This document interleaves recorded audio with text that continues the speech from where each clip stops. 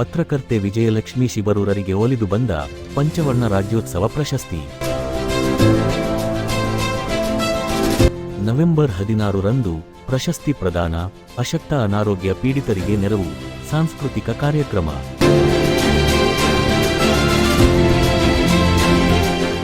ಕೋಟದ ಪಂಚವರ್ಣ ರಾಜ್ಯೋತ್ಸವ ಪ್ರಶಸ್ತಿಯು ಈ ಬಾರಿ ದಿಟ್ಟ ಪತ್ರಕರ್ತೆ ವಿಜಯಲಕ್ಷ್ಮಿ ಶಿಬರೂರು ಅವರಿಗೆ ಒಲಿದು ಬಂದಿದೆ.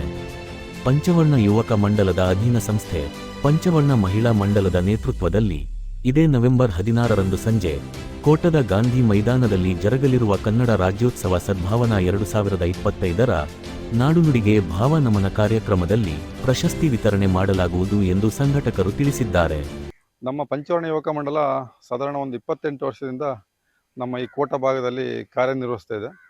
ಪಂಚವರ್ಣ ಯುವಕ ಮಂಡಲದ ಒಂದು ಮಹಾ ಉದ್ದೇಶ ಏನಂತ ಹೇಳಿದ್ರೆ, ನಾವು ವರ್ಷಕ್ಕೊಂದು ಕಾರ್ಯಕ್ರಮ ಮಾಡ್ತೇವೆ. ಆ ಬರೇ ಕಾರ್ಯಕ್ರಮದ ಉದ್ದೇಶ ಮಾತ್ರ ಅಲ್ಲ, ಕಾರ್ಯಕ್ರಮ ನಾವು ಒಂದು ಊರಲ್ಲಿ, ನಮ್ಮ ಊರಲ್ಲಿ ಒಂದು ಕಾರ್ಯಕ್ರಮ ಮಾಡಿದ್ರೆ ಆ ಕಾರ್ಯಕ್ರಮ 4 ಜನ ಮುಟ್ಟುವಾಗಿರಬೇಕು, ಜನಗಳಿಗೆ ಅದು ತಲುಪುವಾಗಿರ್ಬೇಕಂತ ಕಾರ್ಯಕ್ರಮವನ್ನು ನಾವು ಸಾಧಾರಣವಾಗಿ ವಿದ್ಯಾರ್ಥಿ ವೇತನವನ್ನು ಪ್ರಥಮವಾಗಿ ಶುರು ಮಾಡಿ ಇವತ್ತಿನ ದಿವಸದಲ್ಲಿ ಒಂದು 6 ವಿದ್ಯಾರ್ಥಿಗಳನ್ನು ದತ್ತು ತಗೊಂಡಿದ್ದೇವೆ.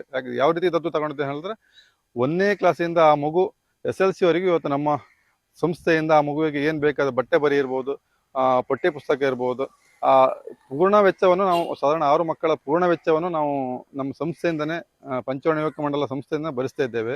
ಅದೇ ರೀತಿಯಾಗಿ ಸಾಧಾರಣ ವರ್ಷಕ್ಕೆ 2 ರಿಂದ 2.5 ಲಕ್ಷ ರೂಪಾಯಿ ವಿದ್ಯಾರ್ಥಿ ವೇತನ. ಮತ್ತೆ ಅದೇ ರೀತಿಯಲ್ಲಿ ಅಸಕ್ತರಿಗೆ ನಾವು ಅಂದ್ರೆ ಯಾರ ಮನೆಯಲ್ಲಿ ಅನಾರೋಗ್ಯ ಪೀಡಿತರಿರ್ತಾರೆ, ಅವರಿಗೆ ಅಂದ್ರೆ ತೀರಾ ಬಡವರು ಇರ್ತಾರೆ, ಅನಾರೋಗ್ಯ ಪೀಡಿತರು, ಅವರಿಗೆ ಹೆಚ್ಚು ಕಡೆ ಎಷ್ಟೋ ಅನಾರೋಗ್ಯ ಪೀಡಿತರಿಗೆ ನಾವು ಮನೆಗೆ ಹೋಗಿ ನಮ್ಮ ಸಂಸ್ಥೆಯಿಂದನೇ ಹಣವನ್ನು ಕಲೆಕ್ಟ್ ಮಾಡಿ ಆ ಮನೆಯವರಿಗೆ 25,000, 30,000 ಈ ರೀತಿ ತುಂಬ ನಾವು ಹೇಳಲಿಕ್ಕೆ ಹೋದ್ರೆ ತುಂಬ ಇದೆ. ಆ ಥರ ಒಂದು ಧನ ಸಹಾಯ ಮಾಡಿದ್ದೇವೆ. ಅದೇ ರೀತಿ ನಮ್ಮದು ಸಾಧಾರಣ 28 ವರ್ಷದಿಂದ ನಡೆದು ಬಂದ ದಾರಿಯಲ್ಲಿ ಇವಾಗ ನಮ್ಮ ಪ್ರತಿ ವರ್ಷ ಸಾಧಾರಣ ಒಂದು 7 ವರ್ಷದಿಂದ ಪರಿಸರದ ಬಗ್ಗೆ ಜಾಗೃತಿ ಮೂಡಿಸ್ತಾ ಇದ್ದೇವೆ. ಬರೇ ಪರಿಸರದ ಬಗ್ಗೆ ಜಾಗೃತಿ ಮೂಡಿಸ್ತಾ ಇದ್ದೇವೆ ಅಂದರೆ ಒಂದು ಕಾರ್ಯಕ್ರಮ ಮಾಡಿ ಬಿಡ್ತಾ ಇಲ್ಲ. ಸಾಧಾರಣವಾಗಿ 280ನೇ ವಾರ ಸತತವಾಗಿ ನಾವು ಪರಿಸರದ ಬಗ್ಗೆ ಜಾಗೃತಿ ಮೂಡಿಸ್ತಾ ಇದ್ದ. ರಸ್ತೆ ಬದಿಯಲ್ಲಿ ಇರ್ಬೋದು, ರಾಷ್ಟ್ರೀಯ ಹೆದ್ದಾರಿ ಇರ್ಬೋದು, ಇಲ್ಲ ಬೀಚ್ಗಳನ್ನಿರ್ಬೋದು, ಎಲ್ಲವನ್ನು ನಾವು ಸ್ವಚ್ಛತೆ ಮಾಡ್ತಾ ಇದ್ದೇವೆ. ನಮ್ಮ ಯುವಕ ಮಂಡಲ ಸದಸ್ಯರೆಲ್ಲ ಒಗ್ಗೂಡಿ ಎಲ್ಲರೂ ಸಾಧಾರಣ ಒಂದು 30 ಜನ ಸದಸ್ಯರಿದ್ದೇವೆ.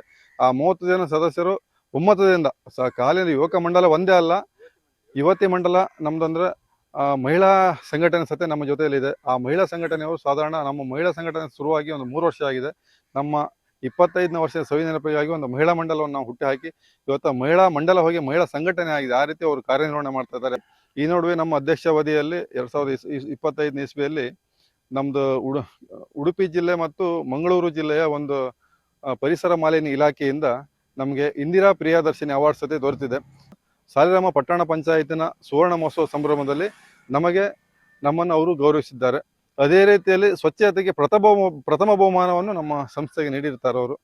ನವೆಂಬರ್ 16ನೇ ತಾರೀಕು ಕೋಟ ಗಾಂಧಿ ಮೈದಾನದಲ್ಲಿ ನಾವು ಸದ್ಭಾವನಾ 2025 ಅಂತ ಕಾರ್ಯಕ್ರಮ ಮಾಡ್ತಿದ್ದೇವೆ. ಆ ಕಾರ್ಯಕ್ರಮಕ್ಕೆ ತಾವೆಲ್ಲರೂ ಬರಬೇಕು.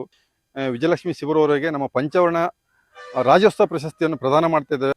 ಒಂದು ಬೆಳ್ಳಿ ಪದಕ, ಒಂದು 30,000 ರೂಪಾಯಿ ಮೌಲ್ಯದ ಬೆಳ್ಳಿ ಪದಕ ಸಹಿತ ಒಂದು ರಾಜ್ಯೋತ್ಸವ ಪ್ರಶಸ್ತಿಯನ್ನು ವಿಜಯಲಕ್ಷ್ಮಿ ಶಿಬರೂರಿಗೆ ಖ್ಯಾತ ಪತ್ರಕರ್ತೆ ಆದವರಿಗೆ ನಾವು ಕೊಡ್ತಾ ಇದ್ದೇವೆ. ಬೆಂಗಳೂರು ಕ್ಯಾಪ್ಸ್ ಫೌಂಡೇಶನ್ ಮುಖ್ಯಸ್ಥ CA ಚಂದ್ರಶೇಖರ ಶೆಟ್ಟಿ ಪಾಲ್ಗೊಳ್ಳಲಿದ್ದು, ಸಮಾಜ ಸೇವಕ ಆನಂದ್ ಸಿ ಕುಂದರ್ ಉದ್ಘಾಟಿಸಲಿದ್ದಾರೆ. ವಿಶ್ವವಿಖ್ಯಾತ ರಥಶಿಲ್ಪಿ ರಾಜಗೋಪಾಲಾಚಾರ್ಯ ಕೋಟೇಶ್ವರ ಇವರಿಗೆ ವಿಶೇಷ ಪುರಸ್ಕಾರ, ರಾಜ್ಯೋತ್ಸವ ಪ್ರಶಸ್ತಿ ಪುರಸ್ಕೃತ ಕೋಟಾ ಸುರೇಶ್ ವಿಶೇಷ ಅಭಿನಂದನೆ, ಮಾಸ್ಟರ್ ಅಥ್ಲೆಟಿಕ್ ಪಟು ಅಶ್ವಿನಿ ಅರಳರಿಗೆ ಪ್ರತಿಭಾ ಪುರಸ್ಕಾರ ಕಾರ್ಯಕ್ರಮಗಳು ನಡೆಯಲಿದೆ. ಪಂಚವರ್ಣ ಯುವಕ ಮಂಡಲ ಮತ್ತು ಪ್ರವರ್ತಿತ ಸಂಸ್ಥೆ ಪಂಚವರ್ಣ ಮಹಿಳಾ ಮಂಡಲ. ಪಂಚವರ್ಣ ಸಂಸ್ಥೆ ಸಮಾಜಮುಖಿಯಾಗಿ ಕೆಲಸ ಕಾರ್ಯಗಳನ್ನು ಮಾಡ್ಕೊಂಡು ಬಂದಂಥ ಸಂಸ್ಥೆ ನಮ್ಮದು. 28 ವರ್ಷ ಈಗಾಗಲೇ ನಾವು ಪೂರೈಸಿದ್ದೇವೆ. ನಾವು ನಮ್ಮ ಸಂಸ್ಥೆ ಸಮಾಜಮುಖಿ, ಏನು ಸಮಾಜದ ಪರವಾಗಿ ಕೆಲಸ ಮಾಡ್ಕೊಂಡು ಬಂದಂಥ ಸಂಸ್ಥೆ, ಸ್ವಚ್ಛತೆಗೆ ಹೆಚ್ಚಿನ ಆದ್ಯತೆಯನ್ನು ಕೊಟ್ಟಂಥ ಸಂಸ್ಥೆ ಇದ್ದರೆ ಅದು ನಮ್ಮದು ಪಂಚವರ್ಣ ಯುವಕ ಮಂಡಲ.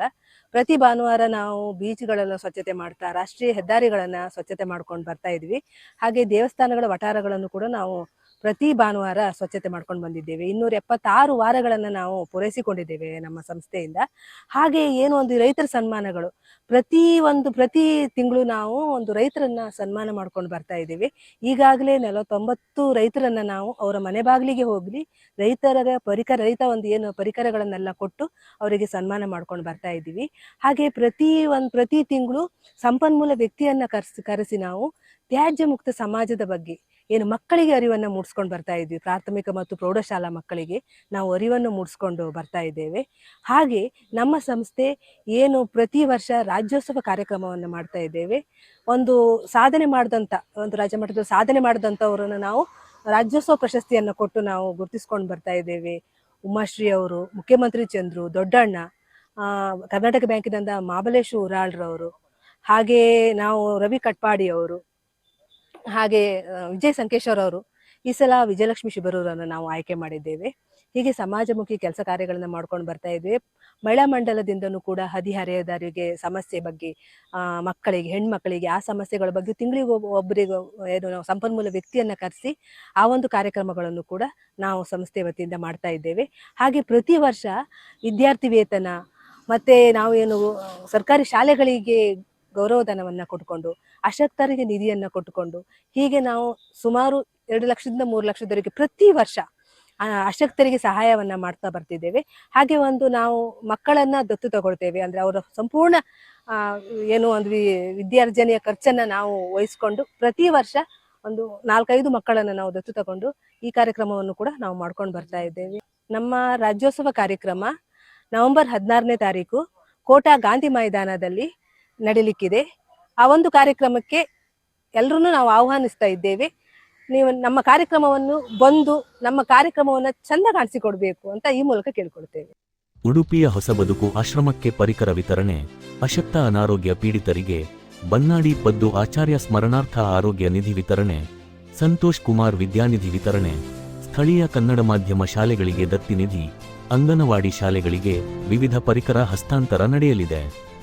ಸ್ಥಳೀಯ ಕೋಟತಟ್ಟು ಕಲ್ಮಾಡಿ, ಮಣೂರು, ಕಾಸನಗುಂಡು ಅಂಗನವಾಡಿ ಪುಟಾಣಿಗಳಿಂದ ನೃತ್ಯ ಸಿಂಚನ, ಪಂಚವರ್ಣ ಮಹಿಳಾ ಮಂಡಲ ಮಹಿಳೆಯರಿಂದ ಯಕ್ಷ ನೃತ್ಯ ಹಾಗೂ ಕುಂಭಾಶಿಯ ಮಯೂರಿ ನೃತ್ಯ ತಂಡದಿಂದ ಸಾಂಸ್ಕೃತಿಕ ಕಲರವ, ರಾತ್ರಿ 9ಕ್ಕೆ ಮಂಗಳೂರಿನ ಪ್ರಸಿದ್ಧ ನಾಟಕ ತಂಡ, ಚಾಪರ್ಕ ಕಲಾವಿದರಿಂದ ಯಾರು ಗ್ಯಾರಂಟಿ ಅಲ್ಲ ನಾಟಕ ಪ್ರದರ್ಶನ ನಡೆಯಲಿದೆ ಎಂದು ಪಂಚವರ್ಣ ಸ್ಥಾಪಕಾಧ್ಯಕ್ಷ ಶೇವಧಿ ಸುರೇಶ್ ಗಾಣಿಗ, ಅಧ್ಯಕ್ಷ ಮನೋಹರ್ ಪೂಜಾರಿ ಹೇಳಿದ್ದಾರೆ. ನಮ್ಮ ಸಂಸ್ಥೆಯ ಈ ಎಲ್ಲ ಕಾರ್ಯವನ್ನು ನಾವು ಎಲೆಮರೆಯ ಕಾಯಿ ಅಂತ ಮಾಡ್ತಿದ್ದೇವೆ. ತಾವುಗಳು ದಯವಿಟ್ಟು ನಮ್ಮ ಪಂಚವರ್ಣ ಯುವಕ ಮಂಡಲಕ್ಕೆ ಸದೃದಯಾದ ತಾವು ದಾನಿಗಳು ತನುಮನ ಧನವನ್ನು ನಮ್ಮ ಸಂಸ್ಥೆಗೆ ನೀಡಬೇಕಾಗಿ ಕೇಳಿಕೊಳ್ತಾ, ಅದೇ ರೀತಿಯಲ್ಲಿ ನಾಡ್ದು ನಡೆಯುವಂಥ 16ನೇ ತಾರೀಕರ ಸದ್ಭಾವನಾ 2025 ಕನ್ನಡ ರಾಜ್ಯೋತ್ಸವ ಕಾರ್ಯಕ್ರಮಕ್ಕೆ ನಮ್ಮ ಈ ಸಂಸ್ಥೆಗೆ ತಾವೆಲ್ಲರೂ ಬಂದು ಕಾರ್ಯಕ್ರಮವನ್ನು ಯಶಸ್ಸುಗೊಳಿಸಿ ನಮಗೆ ಹಾರೈಸಿ ಅಂತ ತಮ್ಮಲ್ಲಿ ಕಳಕಳೆಯ ವಿನಂತಿಸಿಕೊಳ್ತೇವೆ.